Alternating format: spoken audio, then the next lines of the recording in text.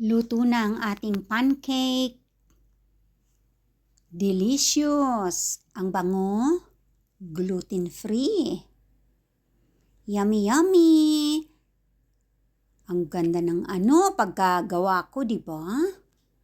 Ganda pa ng kulay at fresh na fresh. Nakapagluto din ako ng apple and banana marmalade.